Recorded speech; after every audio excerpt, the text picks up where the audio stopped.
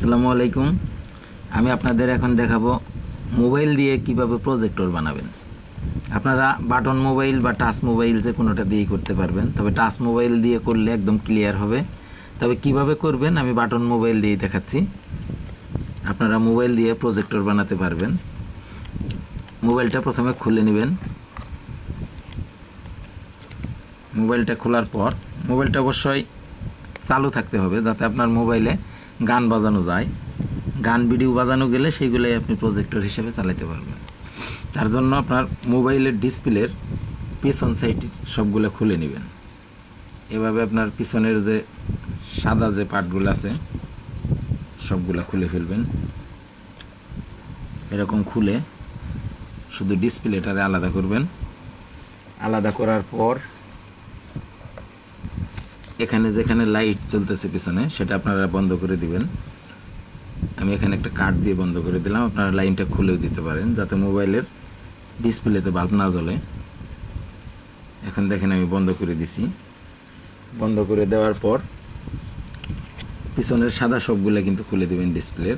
তারপরে আপনার এই পিছনে যে কোনো পর্দা সেট করবেন বা সাদা কাগজ, সেটার মধ্যেই ছবি চলবে। দেখেন আমি এখন ছবি চালিয়ে দেখাবো আপনার। তবে করবেন কিভাবে বোঝাই দিই। সেটা হলো আপনার এই ডিসপ্লেতে সাইড দিয়ে এভাবে কালো কাগজ লাগিয়ে নেবেন সব সাইডেই। এভাবে আপনারা সাইড দিয়ে কাগজ লাগাইলে আপনার এটা দূরত্ব লম্বা পাবে। পেছন সাইড একটু চাপা রাখবেন, এখান থেকে লাইট সেট করবেন। সেটা আপনার ইচ্ছা মতো করে নেবেন। আমি সংক্ষিপ্তভাবে দেখানোর জন্য আপনাকে আমি এই কাগজটার মধ্যেই সাদা কাগজের ছবি চালিয়ে দেখাচ্ছি। এভাবে আপনারা প্রজেক্টর করে নেবেন। আমি শুধু এখন একটা লাইট জ্বালিয়ে দেখাবো। লাইট দিয়ে তার জন্য মোবাইলটাকে অন করে নেবেন। মোবাইলটা আমি অন করে নিলাম। দেখেন, তবে লাইট বন্ধ করে নেবেন, আলো থাকলে বোঝা যাবে না। দেখেন আমার এই ভিজিটিং কার্ডের মধ্যে ছবি চলে আসছে। আমি পিছনে যে সাদা কাগজটা দিয়েছি এটার মধ্যে কিন্তু আমার ছবি দেখা যাচ্ছে। দেখেন এই যে, এটা আপনি লাইটিং ভালো দিলেই আপনার ভালো ছবি আসবে। দেখতেই পাচ্ছেন যে আমি প্রজেক্টর কীভাবে তৈরি করে ফেললাম। এই দেখেন সাদা কাগজের মধ্যে ছিল।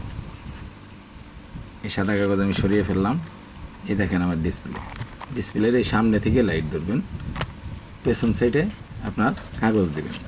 আবারও দেখাচ্ছি, দেখেন পেছনে কাগজ দিলেই আসবে। তবে মোবাইল বন্ধ হয়ে গেলে হবে না।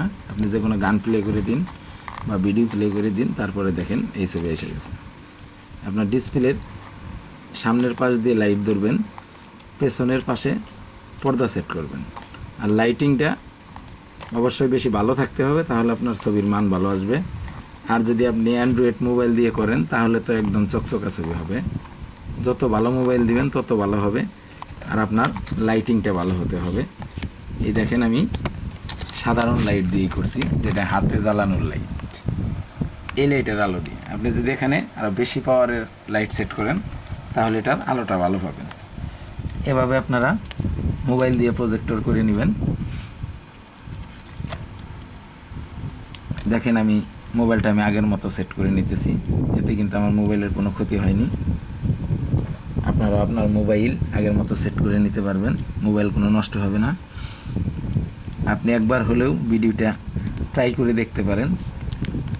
প্রজেক্টর চালান বা না চালান নিজেই যে বানাতে পারবেন এটা বুঝিয়ে দিলাম। আপনারা ইচ্ছা করলে নিজেরাই এভাবে আপনারা প্রজেক্টর বানিয়ে নিতে পারবেন। যার ইচ্ছা আছে প্রজেক্টর চালাবেন তারা এভাবে করে নেবেন।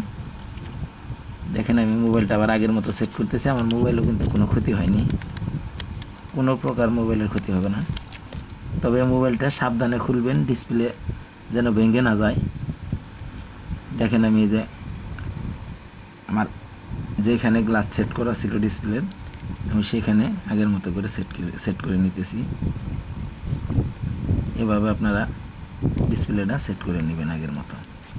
আমি সেট করে ফেললাম। দেখেন আমার মোবাইল কিন্তু কোনো নষ্ট হয়নি। দেখেন আমার মোবাইল আগের মতোই রয়ে গেছে। আপনারা এভাবে মোবাইল দিয়ে প্রজেক্টর বানাবেন।